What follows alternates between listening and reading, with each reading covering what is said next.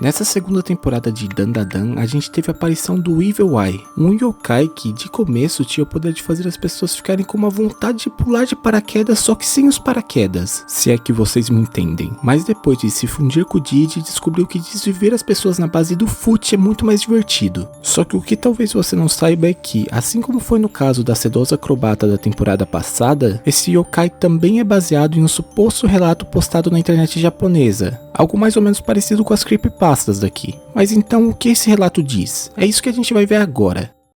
Em 17 de janeiro de 2008, um garoto postou um relato no site Nichanero, descrevendo uma experiência que teria impactado profundamente a sua vida. Tudo começa com uma viagem de 8 horas até a casa de veraneio do seu tio, que era um cara bastante jovem e que tinha acabado de tomar um pé na bunda da sua namorada. Na verdade, essa era uma viagem que ele pretendia fazer com ela, mas de qualquer forma, o trajeto em si foi bem agradável, com música alta e várias paradas no meio do caminho, até que finalmente chegaram. O lugar era bastante isolado, tinham outras 3 casas por perto, mas todas estavam vazias, e também tinha uma montanha ao fundo. E sobre essa montanha o tio foi bastante enfático, não era para entrar lá de jeito nenhum. Um empresário que também tinha casa nas redondezas, uns anos antes tinha se enforcado por lá. O primeiro dia foi descontraído. Eles fizeram um churrasco no jardim, ficaram jogando videogame e contaram histórias de terror durante toda a madrugada. Só que no dia seguinte, após o garoto acordar depois de meio-dia e tomar um gole d'água, ele decidiu ficar um pouco na varanda. Varanda essa que ficava de frente com a tal montanha. À distância, ela parecia perfeitamente normal. E o garoto, que estava extremamente curioso, decidiu pegar um telescópio que o tio guardava no quarto dele. Agora, observando mais de perto, a vista era realmente magnífica. Ele conseguia ver até os pássaros nas árvores. E por mais de meia hora, ele se perdeu completamente admirando a beleza da paisagem. Então, algo acabou chamando a sua atenção. Uma figura humana de costas que se movia pela montanha. Era careca, balançava o corpo como se dançasse e segurava uma pequena foice. Mas o detalhe mais perturbador era que, mesmo eles estando bem no meio do inverno, aquela pessoa, ou seja lá o que fosse, estava completamente pelada.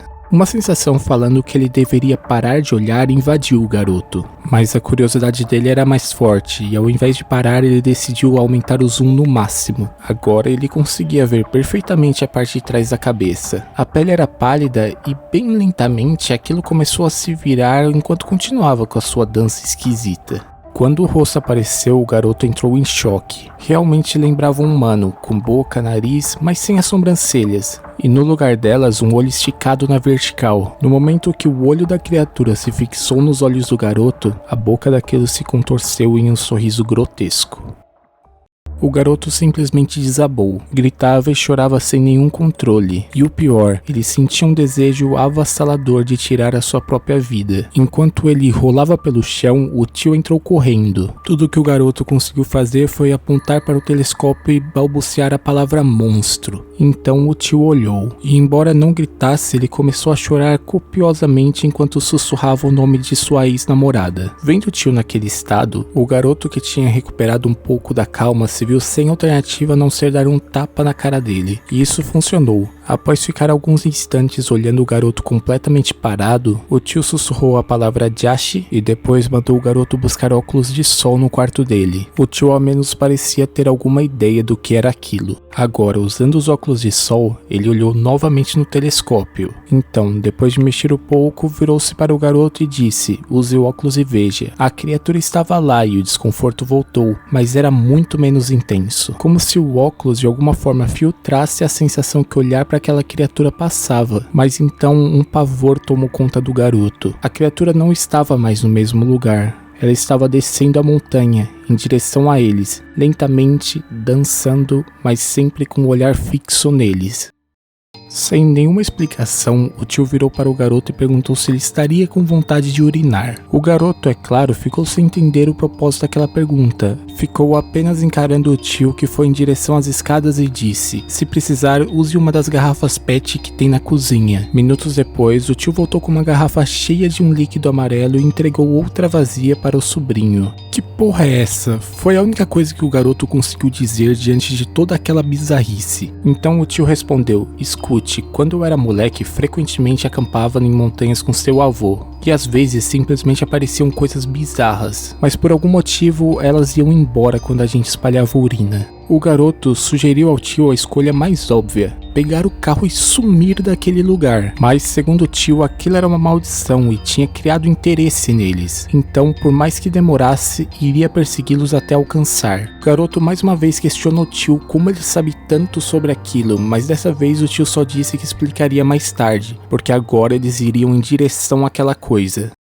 Obviamente, o garoto preferia ficar na casa. Na verdade, a ideia de fugir com o carro que o tio tinha acabado de recusar ainda era mais tentadora para ele. Mas ao mesmo tempo, ele tinha uma certa confiança no tio. Acreditava que ele sabia o certo a se fazer. Então eles pegaram algumas coisas para cada um binóculo, uma garrafa PET, um óculos de sol, uma mochila, uma lanterna e bastões de madeira. E é claro, um pouco de comida. O objetivo era o seguinte: se livrar da maldição antes que escurecesse. Depois de andar por uns 500 metros, eles decidiram parar, com medo de se afastarem demais e não conseguir achar o caminho para casa no escuro. O plano era simples: jogar urina e torcer para aquilo ir embora. E se isso não funcionasse, bom, disse o tio com uma cara completamente séria, nós vamos mostrar o pau. Segundo ele, o Jashi odiava coisas impuras no geral, sejam dejetos ou as genitais, então essa seria a última esperança deles. Eles ficaram vigiando com binóculos e as horas foram se passando tão lentamente que eles conseguiram a proeza de adormecer, mas por sorte o garoto sonhou com o falecido irmão avisando ele do perigo. No meio do susto, ele chamou o tio e eles perceberam uma melodia macabra de fundo, algo incompreensível e perturbador. O garoto tentou iluminar apenas os pés da criatura, mas ela foi ardilosa e contorceu seu corpo de uma forma que sua cabeça também foi iluminada. E estava tudo acabado, a sensação era a mesma de mais cedo. Ambos só desejavam a morte e dessa vez nada iria impedi-los. Isso se não fosse pelo celular do tio tocar. Mesmo no meio dessa situação de vida ou morte, ele pegou o celular para ver o que era e depois de ficar encarando por alguns segundos, ele deu um grito como se tivesse recuperado a vontade de viver. Então ele pegou a lanterna, foi em direção ao sobrinho e pegou a garrafa de urina que estava com o sobrinho. E bem, eu me recuso a verbalizar como ele afastou a criatura, mas ele conseguiu. E eu não recomendo, mas quem quiser saber dos detalhes eu vou deixar no comentário fixado. Só ir lá e apertar em mostrar mais. Mas apenas confiem em mim, vocês não querem saber disso. No final, as coisas tinham dado certo. A criatura começou a gritar, virou de costas e começou a se afastar, cantando a mesma música, fazendo a mesma dança e indo extremamente devagar, mas estava se afastando. Eles ainda ficaram observando as costas da criatura por um tempo, completamente tensos com a possibilidade dela virar, mas felizmente a criatura sumiu sem dar nenhum indicativo que ainda iria atrás deles, então eles finalmente voltaram para casa.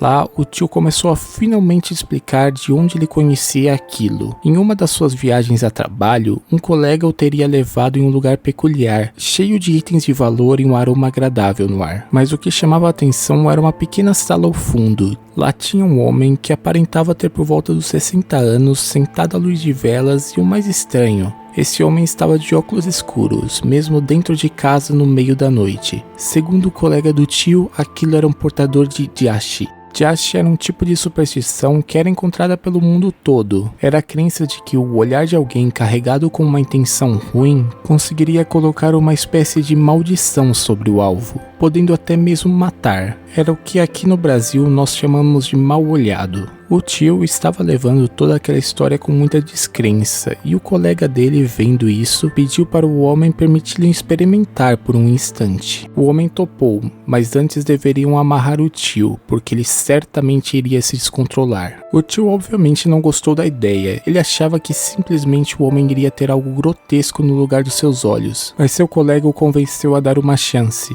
e quando ele tirou seus óculos, a sensação era exatamente a mesma que a criatura que apareceu na montanha causava. Um sofrimento tão absurdo que simplesmente a morte parecia a única saída. E ao contrário do que o tio imaginava, não tinha nada de diferente nos olhos dele, eram absolutamente normais. Segundo o colega, se você pagasse aquele homem, ele usaria o poder para assassinar alguém para você. Até as máfias locais contavam com os serviços dele. Só que pouco tempo depois do tio voltar para o Japão, ele ficou sabendo que o homem do mal-olhado tinha sido morto. Ele foi encontrado em um quarto em um bordel com os pés amarrados. O chão estava cheio de dejetos e, provavelmente, ele foi obrigado a ver strippers fazendo aquelas coisas até surtar, estourar as cordas e arrancar seus próprios olhos. O tio também comentou que quando eles estavam prestes a morrer e o telefone dele tocou, era a ex dele, e que aquela ligação jamais deveria ter chegado porque aquela área não tinha sinal nenhum. O relato termina com ele dizendo que quer sair logo dali e falar com ela.